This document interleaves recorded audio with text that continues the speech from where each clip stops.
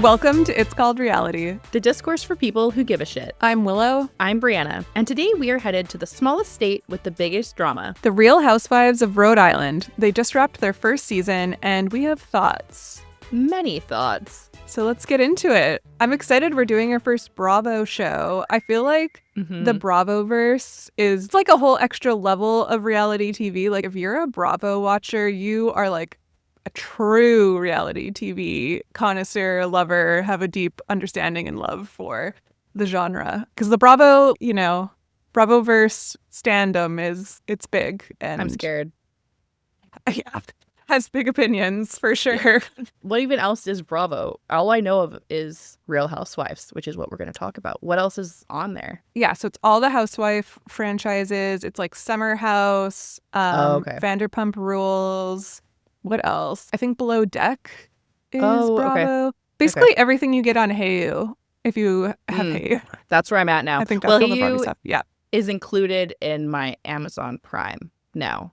Nice. That just started, which is how I was able to watch Real Housewives. Yeah, that makes sense because I actually don't think I've seen any of the other ones yet. I've kind of started Below Deck, but I'm like an episode and a half in, if that. Yeah, you know what? I honestly, as much as I'm like, the Bravoverse is for real reality TV lovers, and I consider myself one, but also I am pretty new to the Bravo sphere. I've like dabbled in other Housewives franchises, but this is the first one I've watched from the beginning.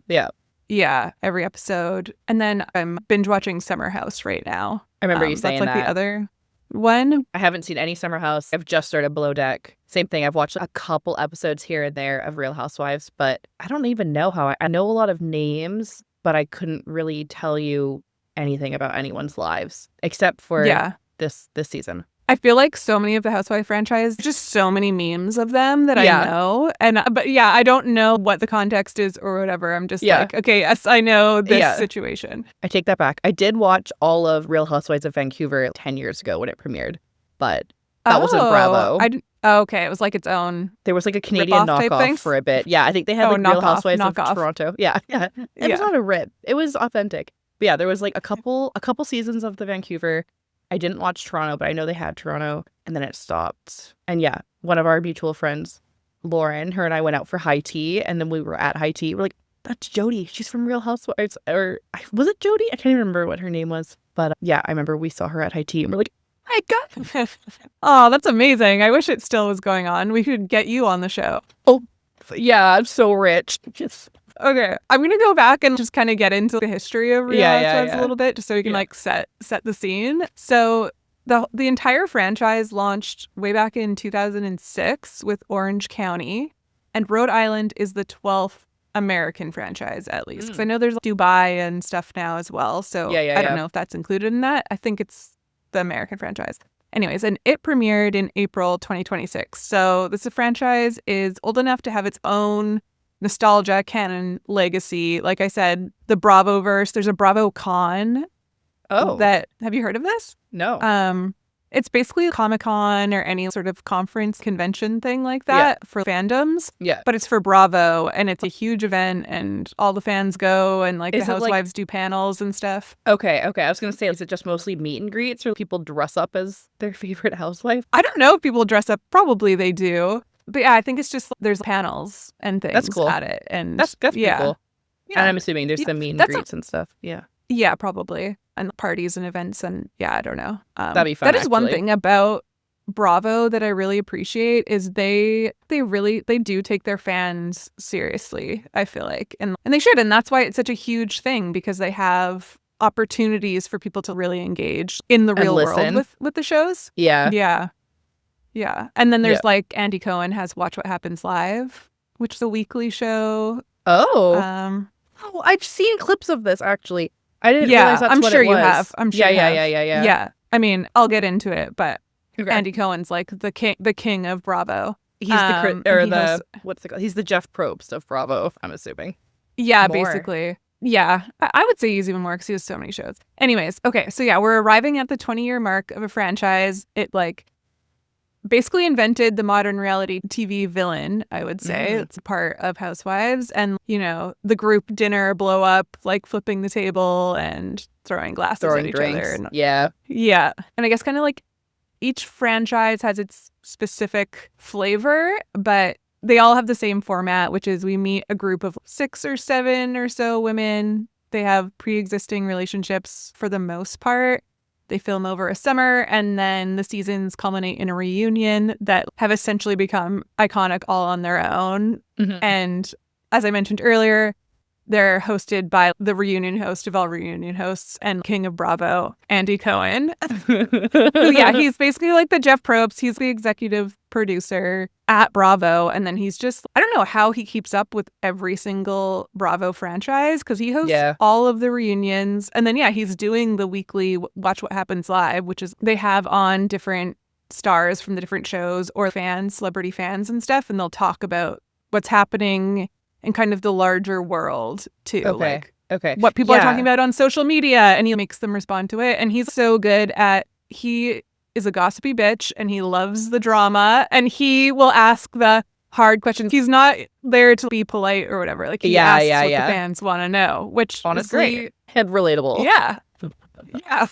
That's what you want in a reunion. Like when you watch a reunion and they don't press people, they ask the question and then somebody skirts around the answer. That's what really pisses me off about the Secret Lives of Mormon Wives reunion is they don't you don't really get the answers that you are hoping for in the reunion. Even if the question's asked, there's like a polite answer and then it's just accepted at face value. But the reunion of this, I was like, oh my God, it's more dramatic than the season. Yes. Yeah. Yes. You could honestly just watch the reunions. That's how iconic they are. And Andy will ask the follow-up question. He does not let you get away with a PR answer. He's like, no, expand on that. What do you mean about that? And like, or he'll call people out. He'll call people out who'll be like, well, then why did you do this? If you are saying, people's hypocrisy and stuff. So, which is pretty amazing because I feel like they all have good relationships with him. He's doing a lot of the like dirty work exposing the cast, but they all love him. Otherwise, they wouldn't come back onto the reunion if they knew. You know what I mean? Yeah, that's true. Yeah, I think they just understand that that's part of the Bravo world too, compared to other shows. The contestants on these shows, because they're on it year after year after year, and they understand that it's a performance to some extent. It's like they're real lives, but they understand like how it's for dramatic effects. Yeah. So they I think they just get that it's not personal with Andy and it's just he's doing his job, and the same way that they're just like, okay, well, normally I wouldn't call somebody out about this very personal thing in a public way, but like that's the job. And so, they obviously have real fights and I think real emotions. Yeah. But I do think there's at a certain level, they all know that they all understand more so than competition shows. I think this is what we signed up for. And that makes sense. Yeah. You can see that, I think, too. I think that kind of creates almost the Bravo fandom is really intense and I'm sure it gets really toxic as well. But I do think that people who watch Bravo shows like The Real Housewives are more aware of the performance of it. Especially now. And appreciating especially that. Now. Totally. Yeah. Okay, so each franchise has a very similar format, but as I mentioned earlier, they all have their own unique flavor and culture and characters that reflect the city or the state that they're representing. And so in this way, there's kind of something for everybody. There's a Housewives franchise for you, kind of like depending on what you like. Because yes, it all is about these rich women who are fighting all the time, but they all have a different culture to them, like I agree with that. Beverly Hills I've never seen them. Yeah, Beverly Hills is very different than Atlanta, is very different than Rhode Island, or New Jersey. Yeah. Mm-hmm. Or Salt Lake City. Yeah. And Rhode Island is like kind of unique specifically because it's such a small state that like everyone really does know each other, and all of them have known each other for a really long time. Well, most of them. So like Ashley's pretty new. But sometimes some of them like grew up with each other. That's pretty crazy. So do you want to introduce the cast? Sure. Season 1? Sure. Okay, so let's start with the queen. We'll start with Queen. Miss Liz McGraw, or icon Liz McGraw. She is a self-proclaimed Rhode Island's cannabis queen, and her husband run one of the state's most successful dispensaries.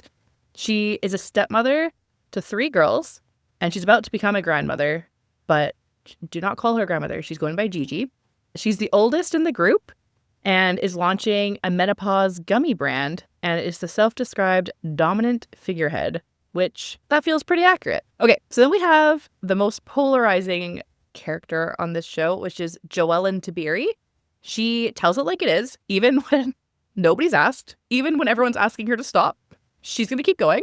She spent the season as the villain, mostly because she was relentlessly going after the truth, quote unquote truth, about one of the other cast member, Rula, about her husband and his unknown, used to end, ongoing, what's going on, extramarital affair. Which brings us to Rula Nemi Pontarelli. She was barely in it, but was like the center of it. She was like not in every episode, but was like talked about in every episode. She was like the center of the entire storyline of the whole show.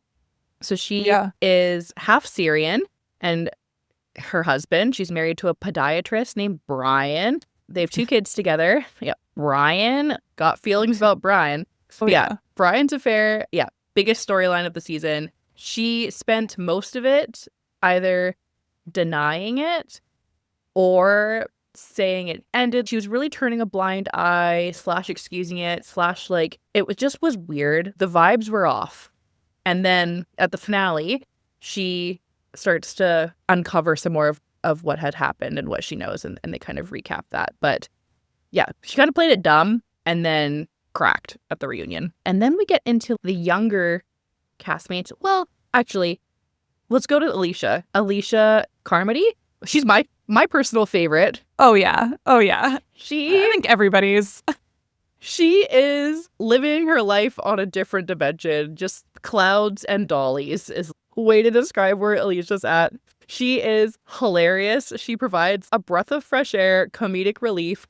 She is Rhode Island to the core, which if you had asked me before this, I'd be like, I don't even know what that means. But all you have to hear is, I want a cracker. I just love a cracker. And that is Alicia. Her whole storyline revolves around the fact that she's not yet married, but she's been engaged for 9 years. And that her and her fiance, she's this push-pull of, I want to be involved in this business. I'm scared of the prenup. Where do I stand? Where's my value? Because I don't want to get married because I'm scared of having nothing, which is the opposite thought that most people. But yeah, she's just known for her accent, for being hilarious, for having very funny sayings. I've also seen a couple cameos that she's done post-show, and they're just hilariously iconic. So yeah, that's Alicia. And then the other half of the cast, a little bit younger. So then there is Kelsey Swanson. So she's 31, no kids yet. And I'm just going to summarize. I have so many thoughts. I'm just going to hold them. No, please. So yeah, so she has no kids. She has an unconventional love life where she has a wealthy live-in boyfriend for half the year, and then also has another romantic interest. She used to be a beauty queen because of her live-in boyfriend, and she's also low-key a hairstylist. So yeah, she lives in this huge mansion. One of my biggest takeaways is she will not take the lemon seeds out of her freshly squeezed lemon water. She has her live-in help take the lemon seeds out of that water. Like, holy shit. Anyways, yeah, her story arc is she spends the season fighting off this sugar daddy accusation, escort accusations, polyamorous accusations, primarily from Rosie. Rosie is she's a former Rhode Island news anchor, and she is building a local lifestyle brand. She's a committed shit stirrer, and her feud with Kelsey, which everyone knows as Slam Pig, you're a slam pig, was other season's major storyline. And then we have our precious little Ashley Iaconetti. So precious Ashley Iaconetti, she is our very first Bachelor Nation alum. She's married to Jared Habon, who she met on Bachelor in Paradise. She has 2 little kids. She famously is known for crying a lot and does maintain that in this season. Her and Jared have a cafe bar named Audrey's in Rhode Island. She says she's moved to Rhode Island because that's where Jared's from. And if someone's from Rhode Island, you're moving back with them. And she is very interesting because she doesn't know any of the other cast members. She doesn't come with that history, except that she kind of knew Rosie. She was friends with Rosie for a little bit before going in. Whereas everybody else, like Alicia and Liz, they've known each other for 40-something years.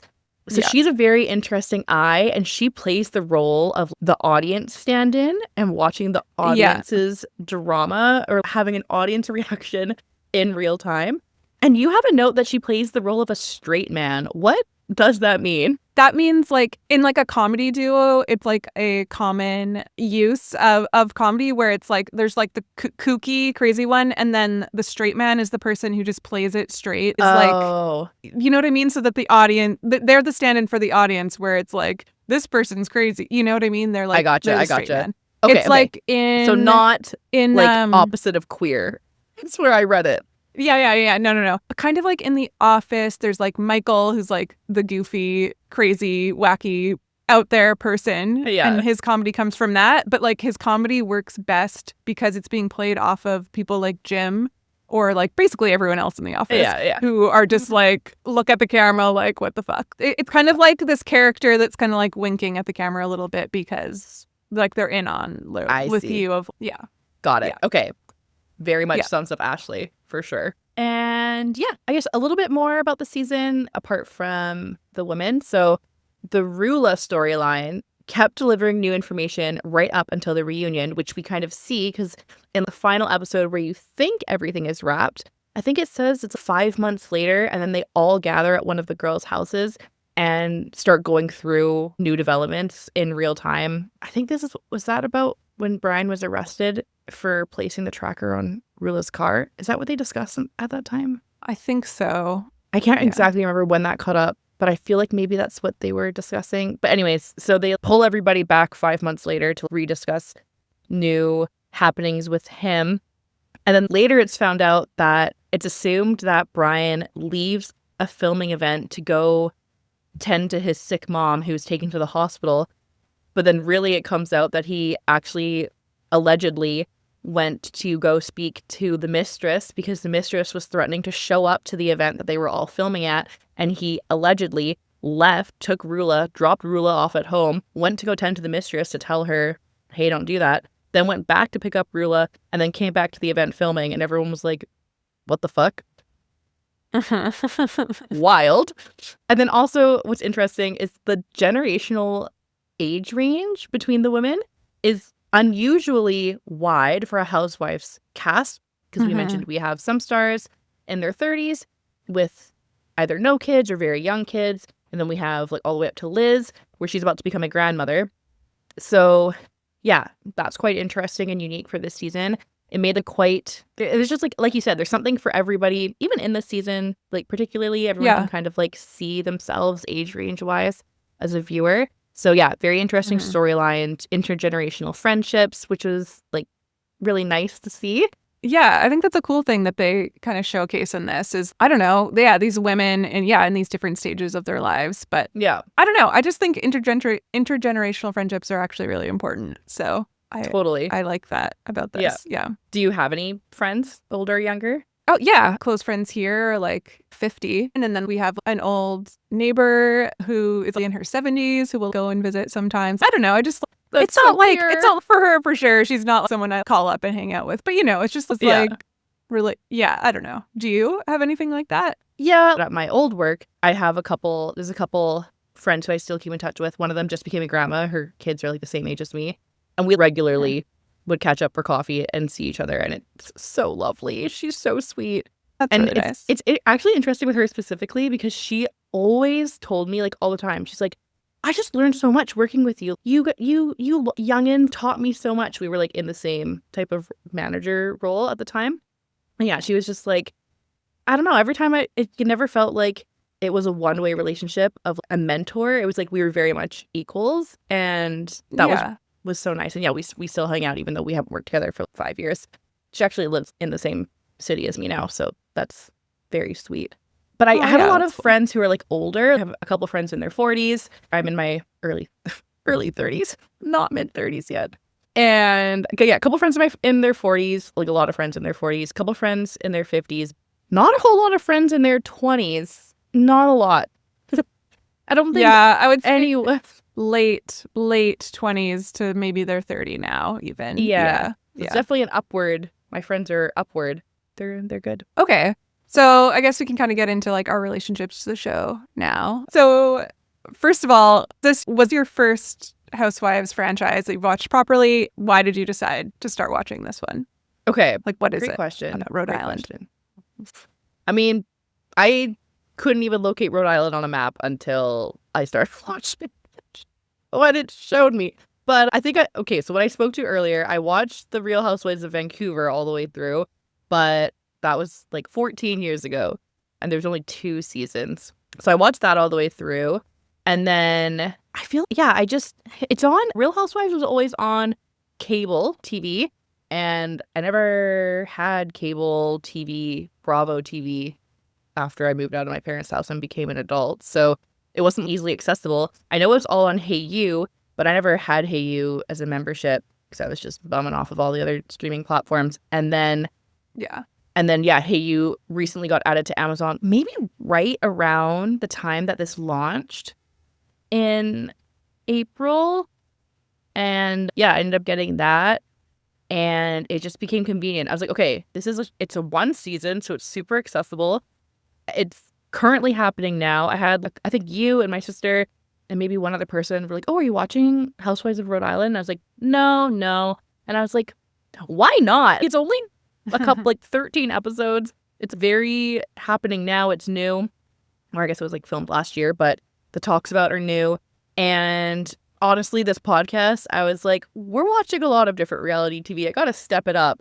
So I got into it. So glad I did. Like cinema, I feel like it's peak reality TV. Kind of like you said, I don't know. It was just a mastercraft of everything of reality TV. It was just brought together in this season. Yeah. And it's done so well. What about you? You said the same thing, but what are your initial vibes? Yeah, like same thing where I didn't start.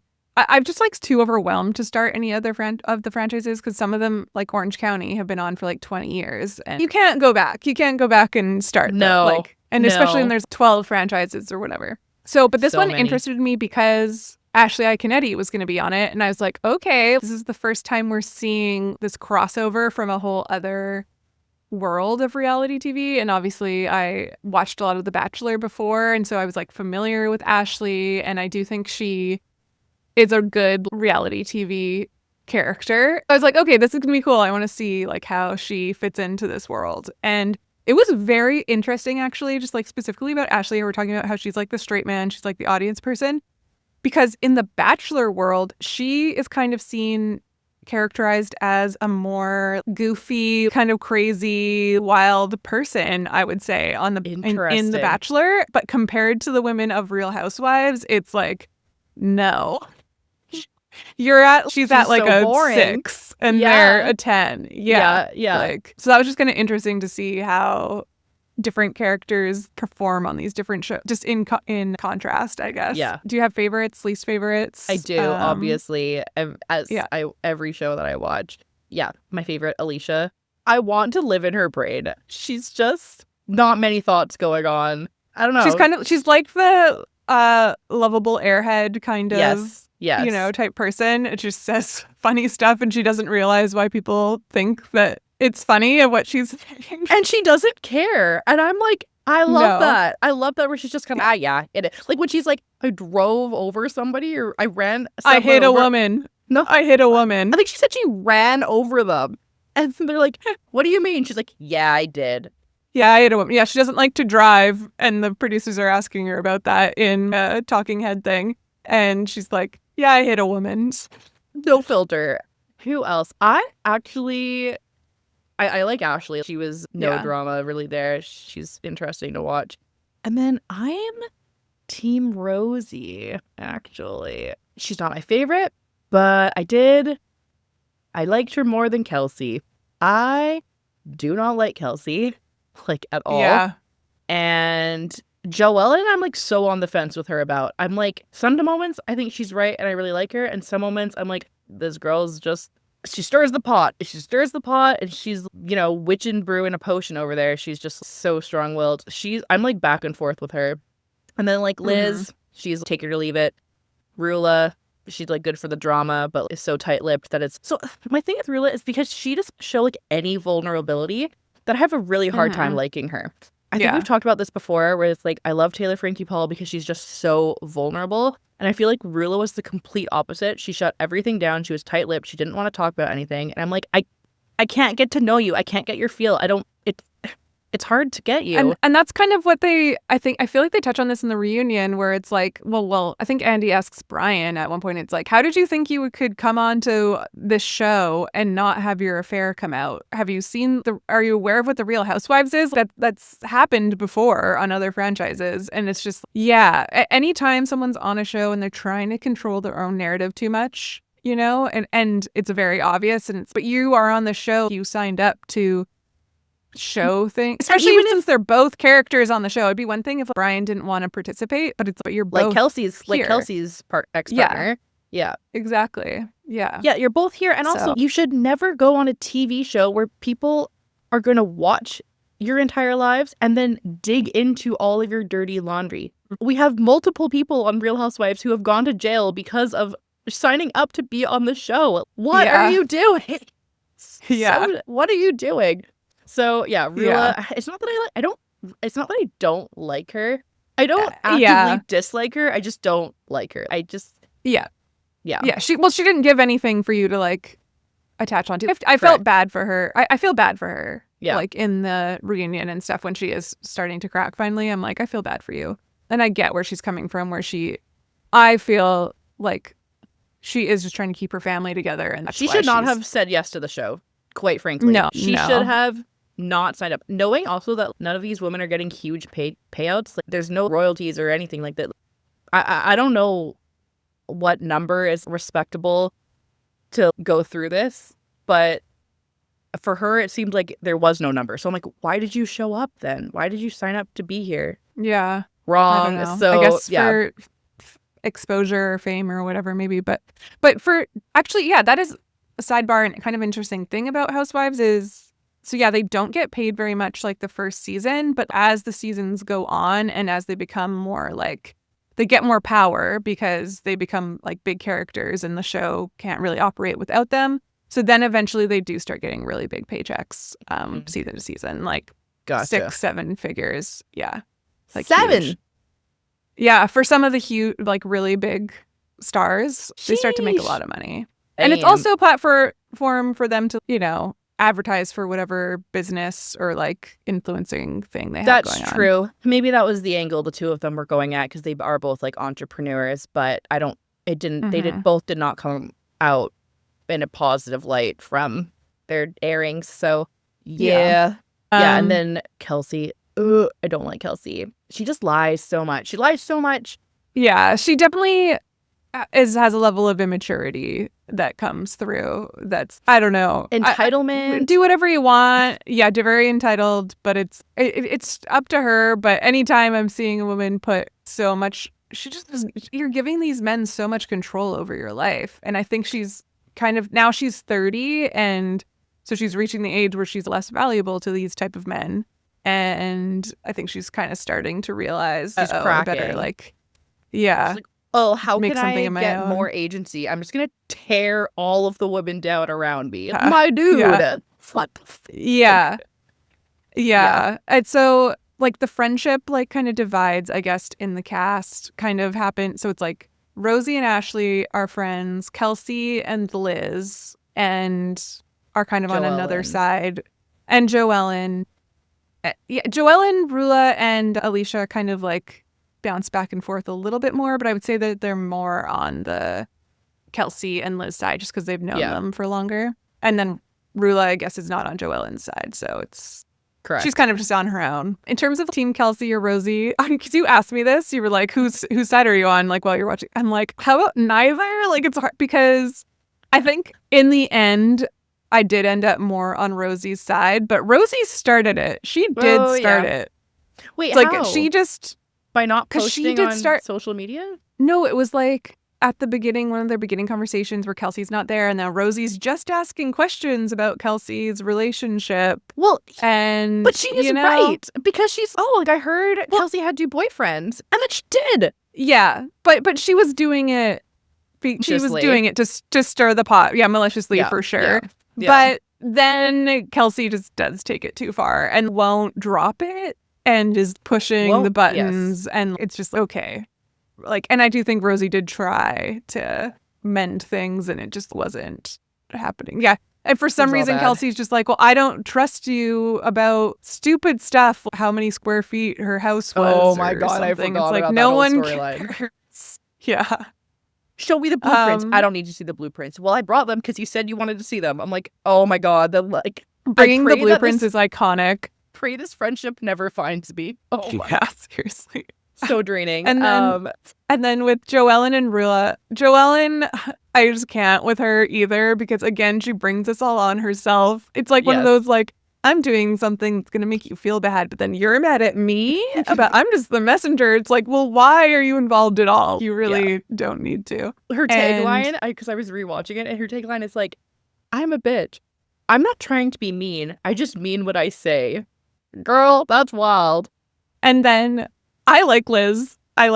She is a bully, and like she's the queen. She's the cannabis queen, and she's iconic.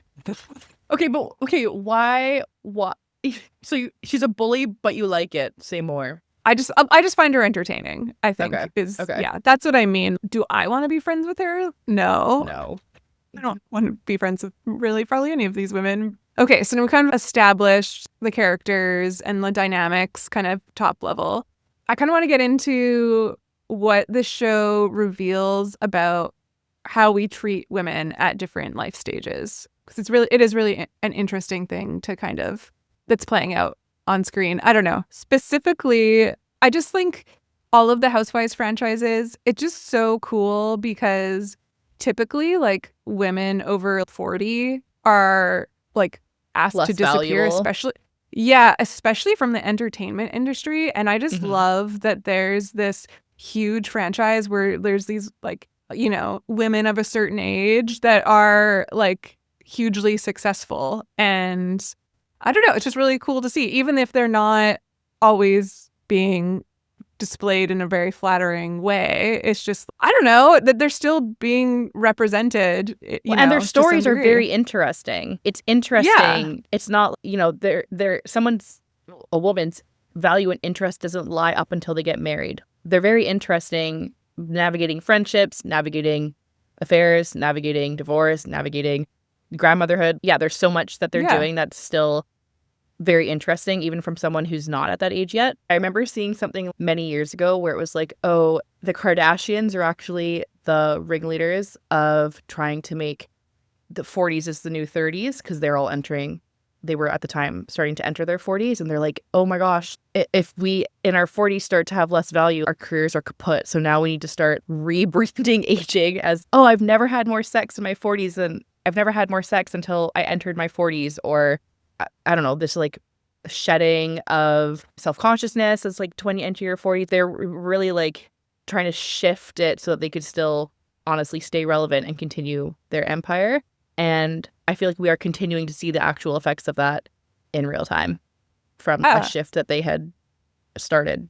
Yeah, well, definitely. And that's part of a big reason why I think this show and the Kardashians is kind of a blueprint for that. Like, why they work so well is because obviously Kim is the head, right? Like, she's the most famous one. She's the leader of, you know, the family in a way. But because, I mean, we're going to do a Kardashians episode. Oh, and I have so much to watch.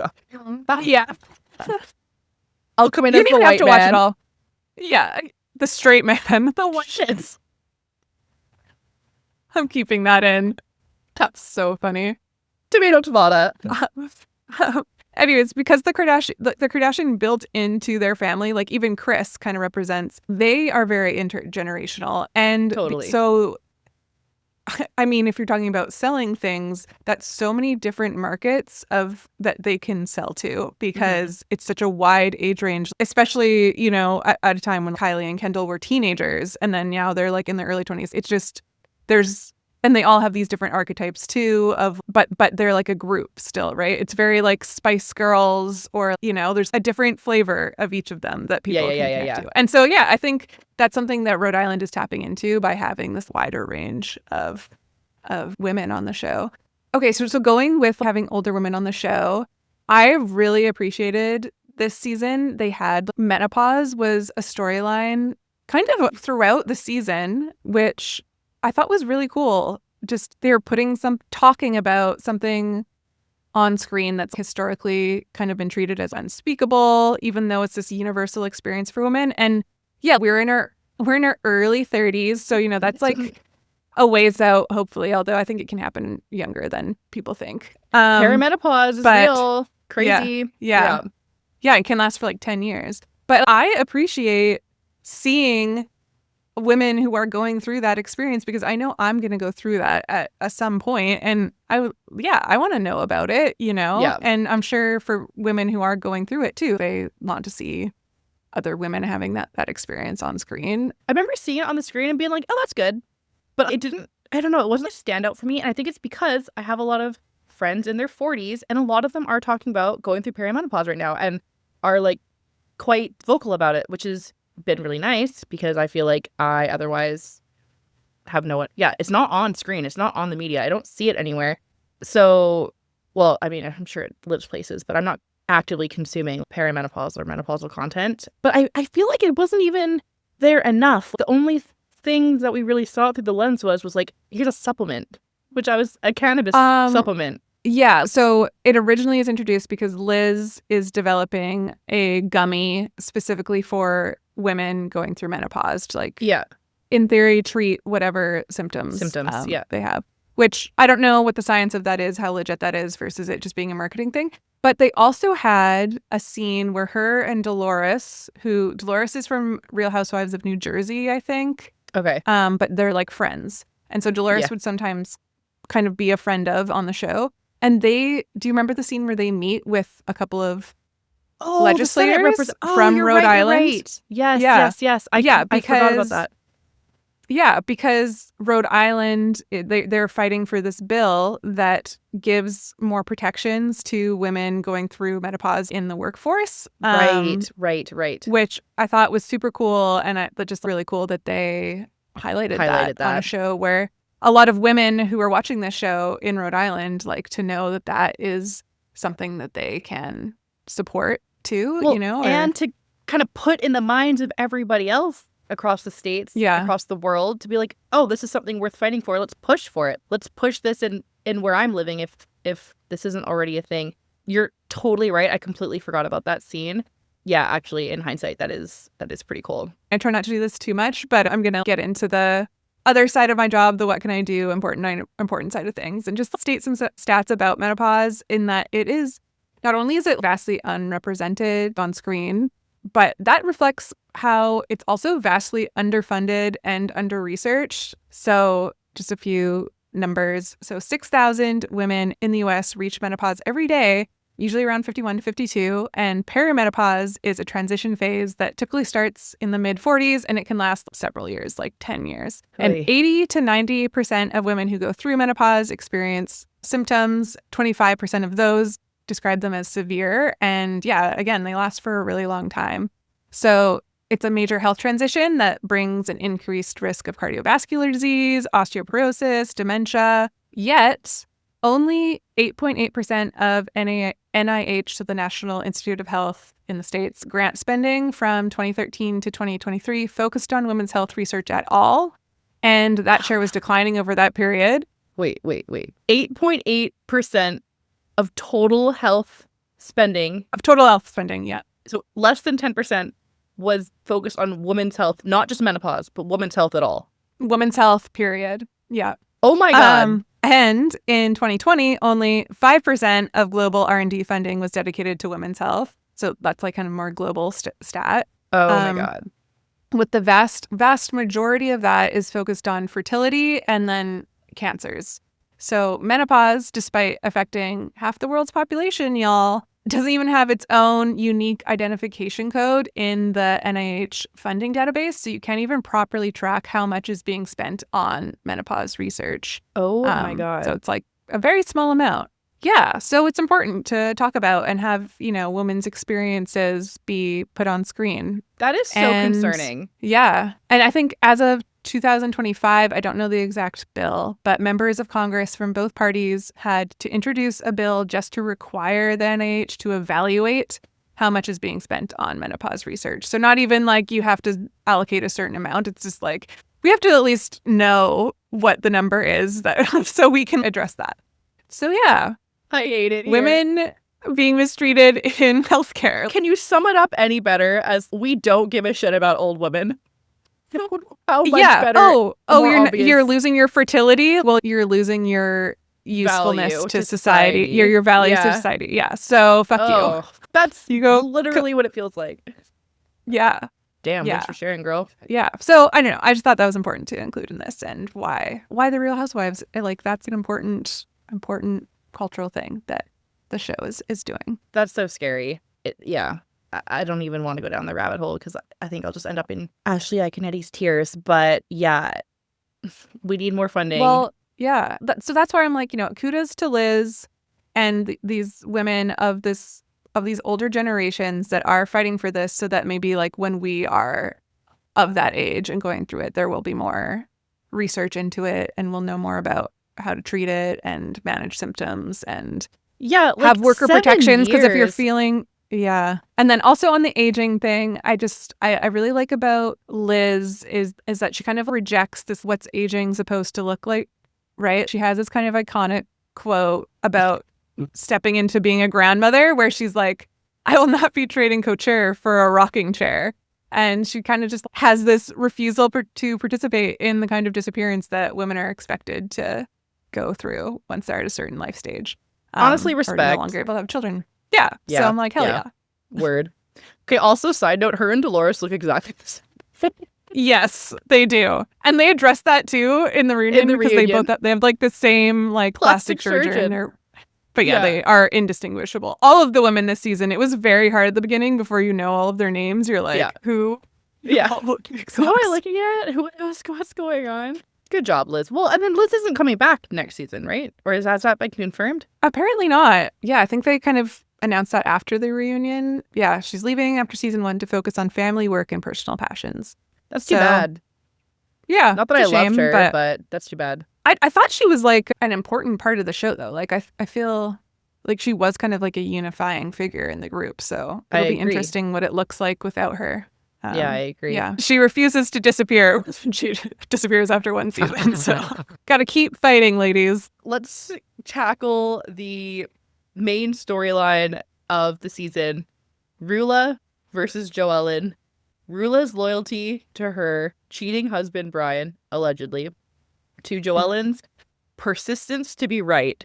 What she cares about. That's what she's looking for. Yeah. So do you think Joellen's in the right? Like, when should she have stopped, do you think? When Rula asked her to. So after 3 seconds.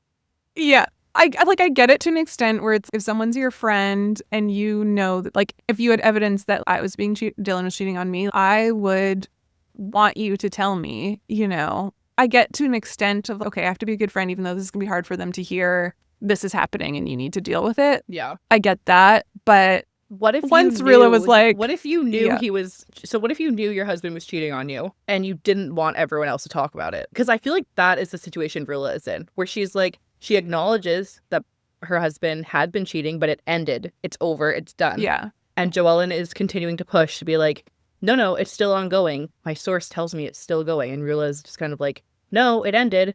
No, well, show me the proof then. Show me the proof that it's still going. And so Joellen's like, okay, here's the proof. That's true. She does ask for the proof. That's true. Yeah, I just feel like it is one thing, but this is the tricky thing too, because I feel like now that we've been consuming, like we as the audience have been consuming reality TV for so long, it's like, where is the line of, yes, a good friend should address this on camera versus off camera? Because I feel like, right.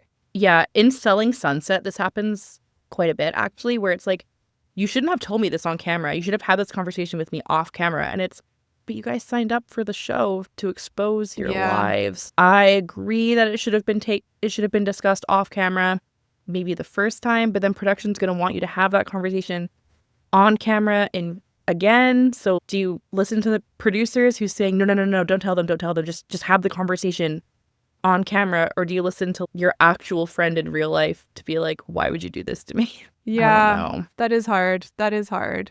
Because, yeah, that is the thing. It's like, no, really, you're right. Ultimately, it's no one else's business. And it's not our business either. But you did sign up for the show, which this is what the show is. Yeah. Yeah. So it's hard to have that much sympathy for her there, for sure. And then I do understand Joellen is probably also being encouraged by production to continue 1,000% talking into this. If anything, they're like emailing her the stuff that they've. And don't forget to say this. I was watching an interview once where somebody was saying that they were a castmate on Real Housewives, and it was like at a large dinner scene. I don't remember who it was or where it was, and this is the downfall of every story that I ever talk about on this podcast because I literally can't pinpoint it anywhere.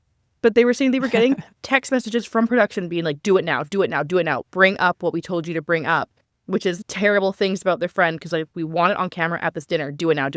And it's crazy that text messages from a producer can push people to do it. That's pretty crazy. And I feel like Alicia kind of has this where she's like, I'm not telling Rilla. I'm not telling her. I'm not bringing it up. It can't be me. And so then Joellen does it. That is interesting. Yeah. With the production pressure to do it.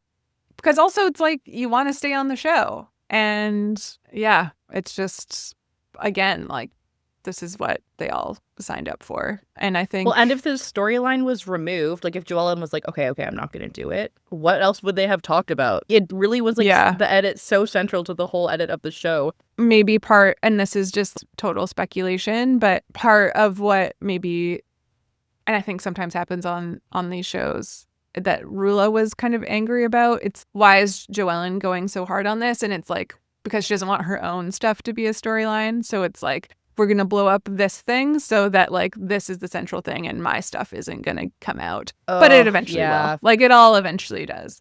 Yeah. You're so right.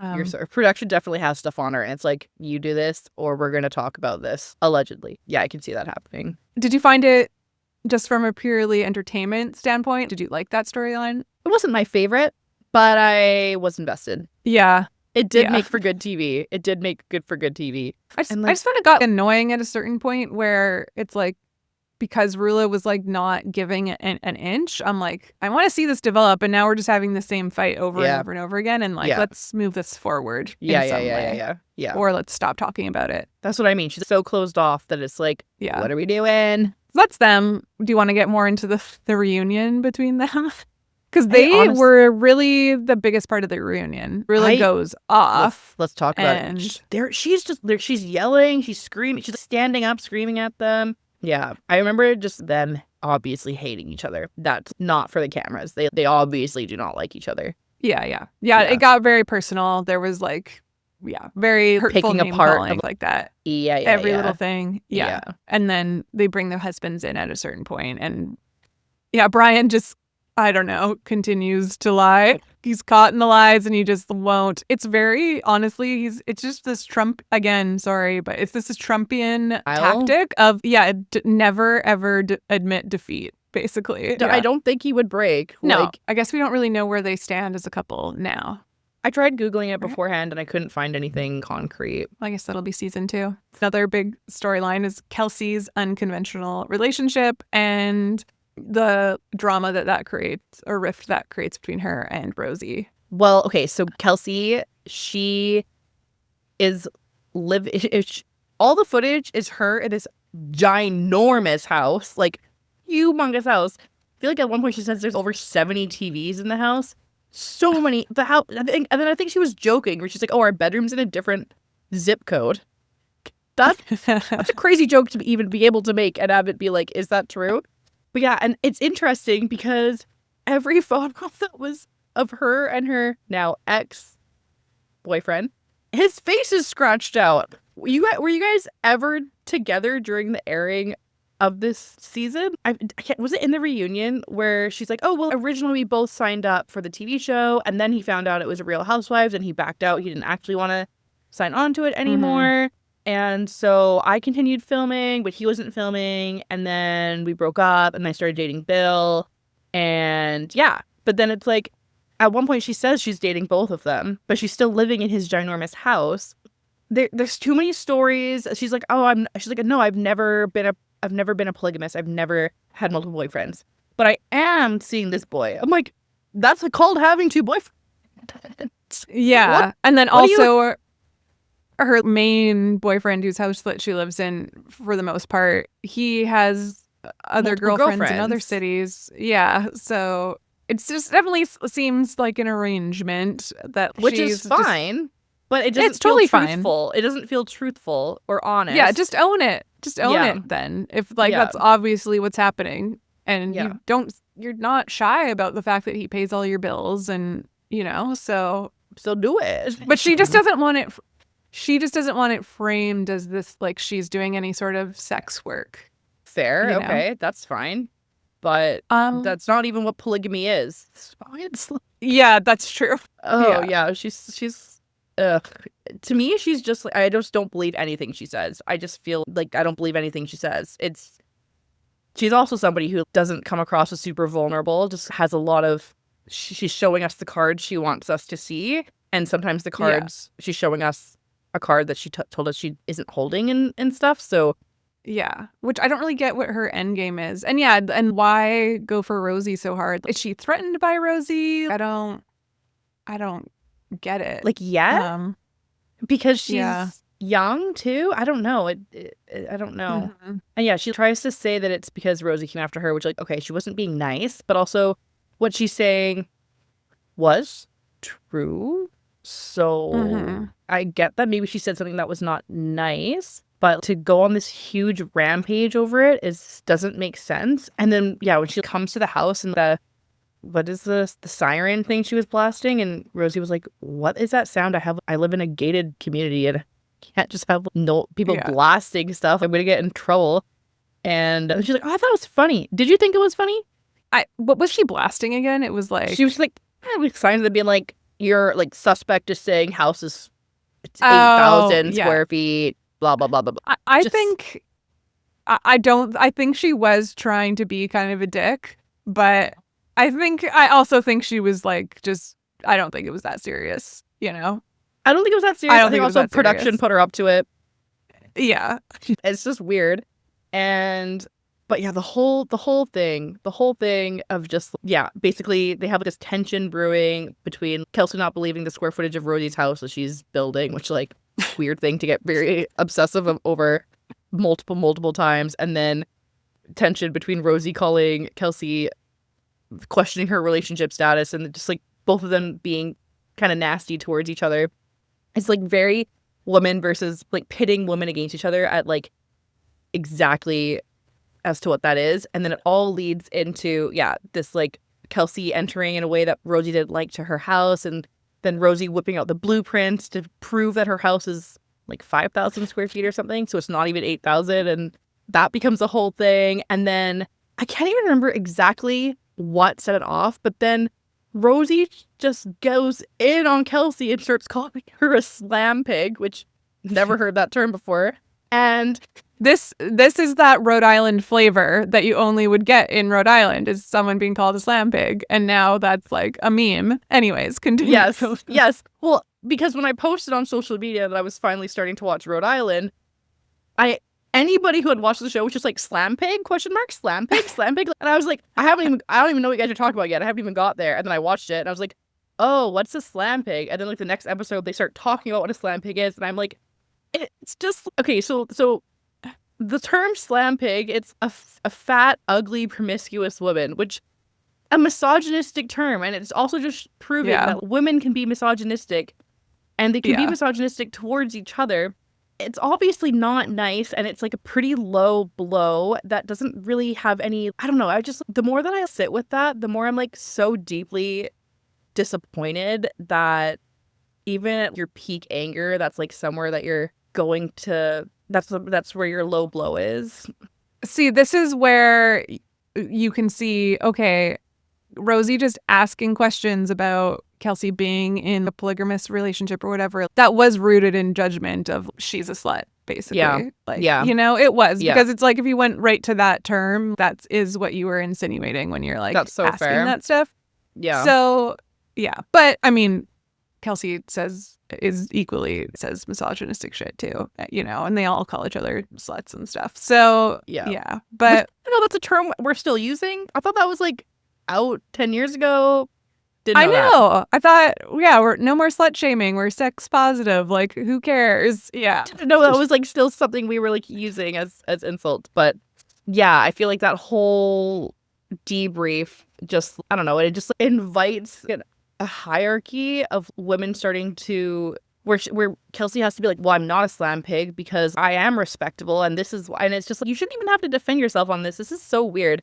Yeah. It's just weird that those categories even have to exist at all amongst these women. And yeah, I don't know, just focuses on the wrong thing. It's focusing on the wrong thing, like diverting our attention away from the gender double standards. Like, why is this all focused on the women? I don't know. Just, and it also, Kelsey had a problem with that term because it, you know, is supposed to refer to a woman who's unattractive, and she's like, well, I'm a high value woman, right? In quotes, where I am attractive, so I do have value to this man, you know? I'm not just like someone he fucks without doesn't give a shit about me. You missed the point.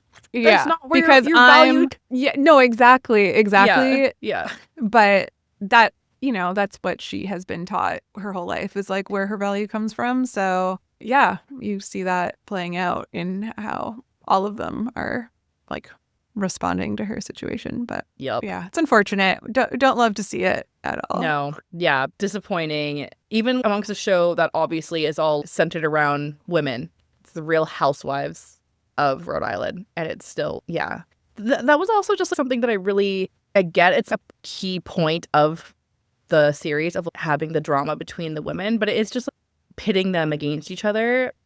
And it also is just furthering that narrative of women versus women. I think we can have conflict that is more interesting. It would still be like intriguing and interesting if it was like a little like deeper than that. It's like, or we're having real conflicts that are like hard to move past, you know, that normal friendships have, right? And let's just see how how these people navigate that instead of just this petty shit. Yeah, that's agree. what I would like to see.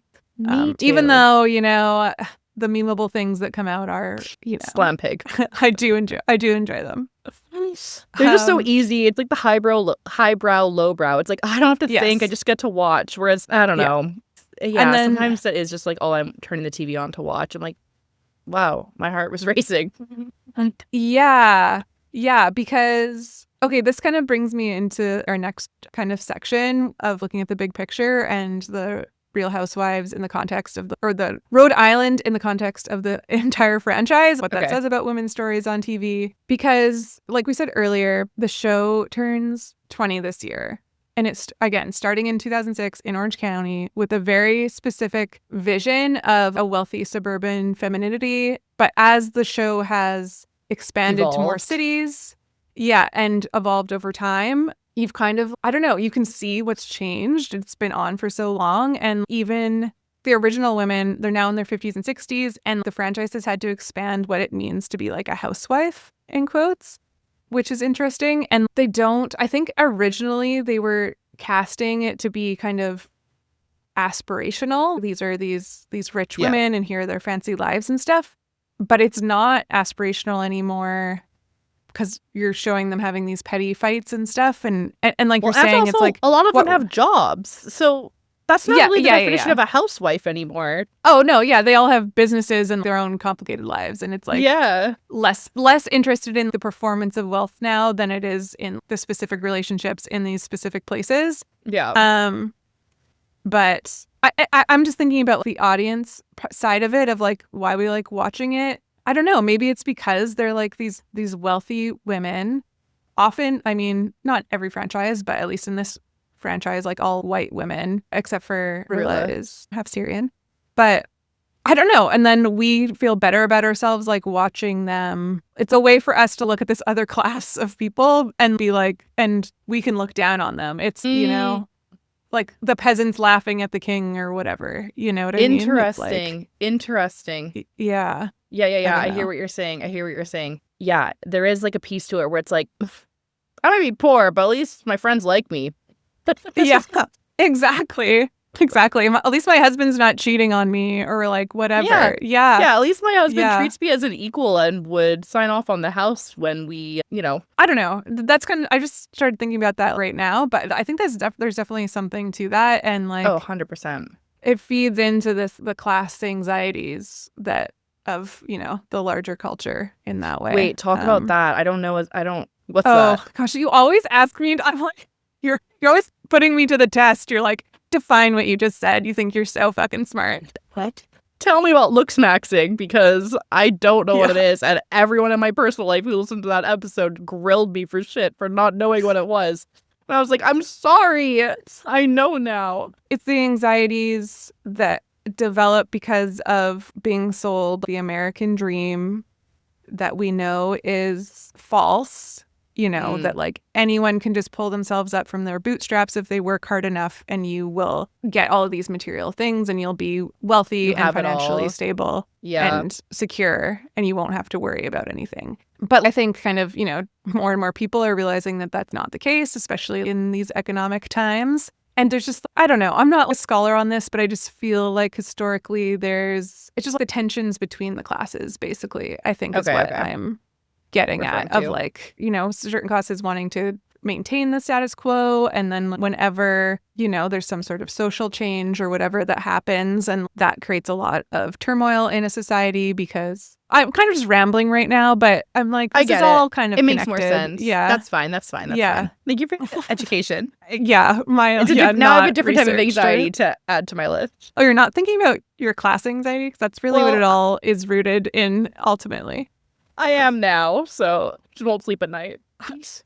I'm worried about someone calling me a slam pig. So I haven't seen a lot of the other franchises in the same lens or depth that I saw Rhode Island, but I think something that at least this season, and I'm assuming all the other seasons, do really well compared to other reality TV that I watch, is that it really does center the women's stories and their lives as they are like the main characters. Their lives are what's driving a lot of the narratives, apart from in this season Brian's cheating, Reala's husband's cheating, but mostly the men are side characters and supporting characters. I actually couldn't name the other partners. You know, it requires like quite a bit of thought. And I'm like, I like that. As opposed to, I mean, we'll see if it sticks with season 2, but like with Secret Lives of Mormon Wives, I feel like it's done the opposite. It focused on the women's stories, and then like dad talk took over. And I'm like, I don't want that here. I want the women central. I want them in the driver's seat, and I want the men to be on the periphery as supporting characters. Keyword supporting. Support. I'm not saying don't show them at all, but you know, the title should be Ashley's husband. Should not, you know, that's where I want to be at. So I actually really like that here, and I'm assuming it's like that in the other ones, but it's different from other reality TV that I do watch. And yeah, it also shows what the women as like, especially this franchise, as like they're very successful. Rula has her own business. Liz is like a co-owner of her own business. Ashley has talked about how she is quote unquote a stay-at-home mom or housewife, but like she's the breadwinner, and her content and online presence is like drives majority of their family's income. So I also like that it's showing, you know, successful women. That part is aspirational, and it would be nice to kind of see more of that, and not like all of it, because like I don't want to be like 100% in the capitalistic, consumeristic type of lens either. Not all of women's value has to come from how much they earn or how much they're hustling. That's not it either, but it's a different facet that would be interesting to get to see. And so yeah, I would like to see some more of that, because I think that mirrors like real life as well. I actually really think that like Ashley's storyline is like the most relatable to where I'm at right now, where it's like she is really trying to balance it all. She's trying to support her husband with his endeavors when she doesn't agree with the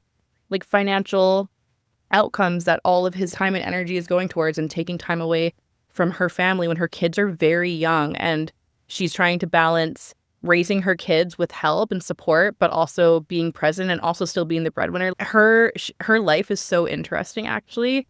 And I hope we get to see more of that struggle. That's a very interesting, relatable struggle. How is she managing the pressure to balance it all?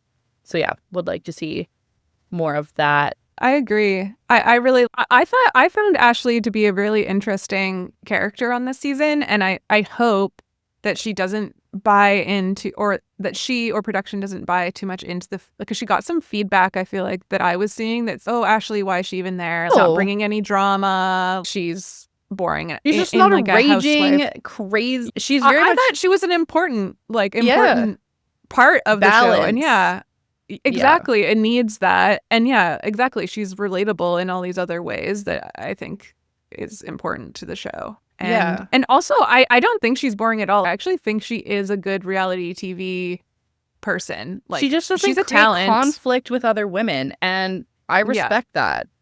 Yeah. You don't have to. So this is what I mean when we're always like, the drama doesn't have to be so aggressive, women fighting women. It's like the conflict can just be in watching them try to manage the pressure. Navigate real life. Yeah, exactly. Yeah. Doesn't mean there's never going to be conflict. It's just that it doesn't have to be this like these ridiculous things. So and I think this season or franchise, they did a good job of like incorporating that. I think we already touched on, the menopause part, which is like that's mirroring some like real life relatability. Yeah. And even Alicia's like storyline of like her hesitations around wanting to get married, and kind of that focusing around like her not having like real stable relationships between her aunties, uncles, and her parents, and the fear there. That's also something really interesting to untangle. And they touch on it a little bit, but it also does feel to me like they're gonna, like, when, I don't even remember her husband's name, when her husband like re-proposed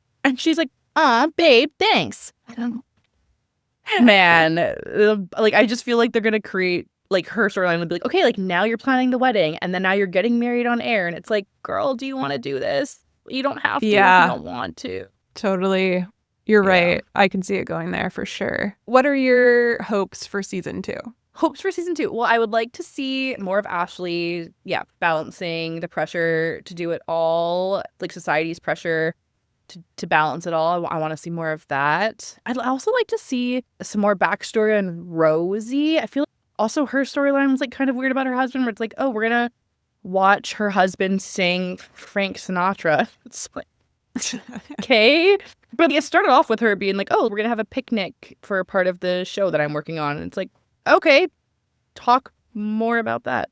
Her next season, it seems like they're leading up to, I think it'll be them like trying to have a kid, and that'll be like a part of her storyline, which is cool. I thought her storyline was just, oh, I'm not sure if I want to or not. Yeah, they're like debating it, but I think that'll continue to develop in the next. That would be interesting, season. Even if it's not like I think continuing to explore the realities of the choice would be interesting. Even if it's, regardless of the choice that they choose, I think would be, interesting to see more of like for and against, or yes and no. Rula, obviously, we're going to see more of the outcome between her and Brian. If we don't, there was literally no point for her in season 1 because her entire storyline revolves around his affair. Joellen, I guess she had a lot of, maybe there'll be more stuff with her and her mom, where it's like, because her mom's obviously going to see this. Yes. She talks so openly about how her and her mom do not get along, but she actively babysits for her kids. It's like, girl, does she know that you don't like her? I think she kind of mentions in the reunion that now that her mom's seen the show, it's, there's been some tension. So I'm sure that'll play out too. Awkward. Oh, well, I'm looking forward to it. I am invested.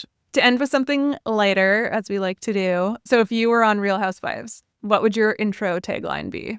Okay. I did give this some thought. So for me, I have my corporate 9-to-5 job, but then I also teach yoga on the side, and I'm like big into the woo-woo yoga side. And then I'm also a mom. And I feel like my tagline would be, I don't raise my voice, I raise the vibration. Ooh. That's about as niche as I could get. What about you? Okay. I was thinking more of like my tagline, but like in the context of our show. So I was like, that makes more sense. No, it doesn't. So mine was, they told me it was a guilty pleasure, but I turned it into a career. Oh, good. That's good. I don't know. I also had a very sexy housewife voice when you performed it. So thank you so much. Oh, good. And between the two of us, let's give our housewife superlatives. Okay. So between us, who's most likely to start a fight at a dinner party? I'm going to say me, because it would probably be with my husband. Okay. Interesting. I'm not going to start a fight with any of my friends at a dinner party. Okay, who would most likely to be right about everything and then get punished for it? Me, obviously. It's camera. I just feel like you have more, like, I feel like you have a lot more tact than like, you know? Interesting. Okay. I feel like you have better social skills than I do. And so you would be like, I don't care if I'm right. And I'm like, I care. That's so interesting because I feel like I really do care about being right. And at some point I do just let it go.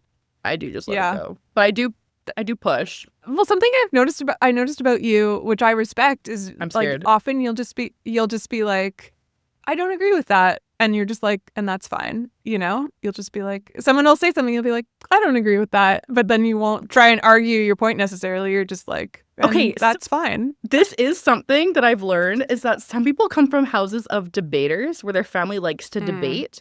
And my family is not one of those families.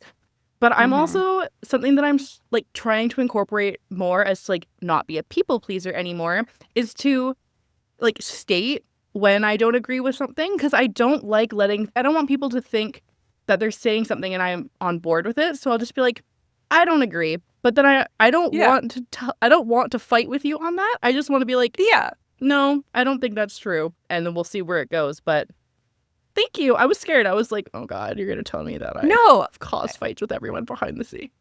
Oh, absolutely not. And everyone goes, I think that's healthy. Amy. No, not at all. No, I think that's good because I have trouble. That's something I work on where I'm like, I don't need to convince the other person that I am right, but I'll stew about it later. I'm like, oh, you know? Okay. Did you come from a house of debaters? Yes. Okay. Definitely. That's why. Mm-hmm. Debaters and devil's advocates and, you know, little shitsters. That was not my family. We were not devil's advocates. Someone says devil's advocate and it's like, why would you say that? Yeah. Which is interesting. Not about anything like super personal. Like I would say we're like quite conflict avoidant when it's like real shit. But like in terms of like opinions just on like random stuff, we will get into it for sure. Interesting. Okay. Most likely to launch a wellness brand. That's got to be you. I feel like you already have a wellness brand. Thank you so much. Yeah, wellness brand minus supplements. The number of supplement stuff I'm seeing right now, I'm like, oh my God. Please stop. Please stop trying to recruit me into your MLM. I literally don't want to do this. Fortunately, for 90% of supplements, you are just pissing it all out. It's not nothing Or it's just sugar. I'm like, what? Yeah, it's literally sugar. Yeah. But also, I'm like, if you like taking it, then power to you as long as it's just really unregulated as well. So it's like, who knows what's in it? Yes. So that's dangerous. But yeah. Okay. Who's the most likely to start a rumor just to see what happens? Did I write that or did you write that? You wrote that because I said it was going to be you. I'm like, you're assigning that to me? Just said so many times, I don't know. I could be the villain. You're right. It probably, between the two of us, probably. Again, I come from a family of shitsters. I also nominate you as the most likely to say, you got to lean into that. Do I say that a lot? You've said it to me a lot. I do agree. Lean in. Lean in. And then I said for myself that I'm the most likely to say I'm done, and then I stay another hour. If we were having a dinner fight, I'll be like, I'm done. I can't do this anymore, and I don't move. I love that. Most likely to be a slam pig. Just kidding. Don't answer that. Sound off in the comments. That's It's Called Reality, the discourse for people who give a shit. Find us at It's Called Reality on Instagram and TikTok, and go to whatcanido.earth to get all of our episodes. Please hit subscribe and leave us a 5-star review. And tell your group chat. That's how we grow.